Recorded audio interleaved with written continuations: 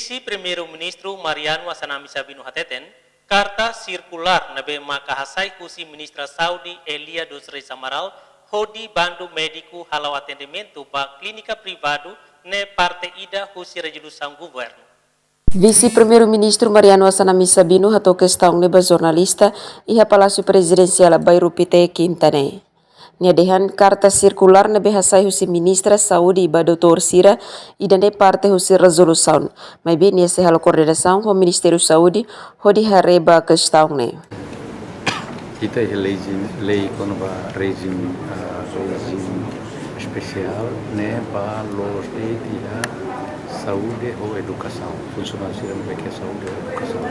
Kita sai em 2012 e o governo ANP no tempo, quatro governo constitucional.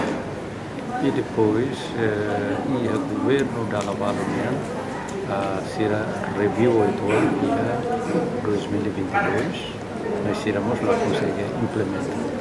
E o momento quando o regime especial sai, kita sai de salário, mas pronto o salário que itu, mas consegue sai doutor sira, enfermeira sira, doutor especialista sira.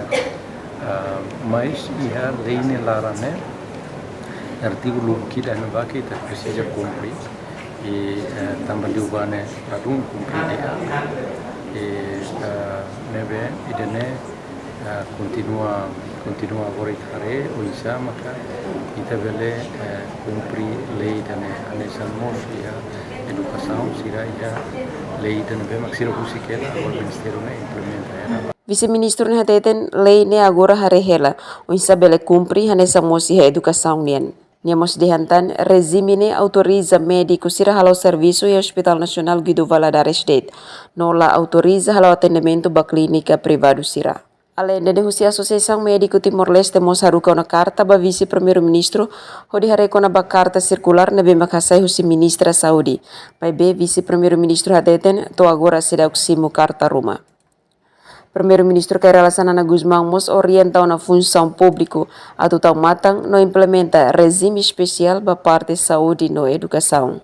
Emerenciana Pinto, STL News.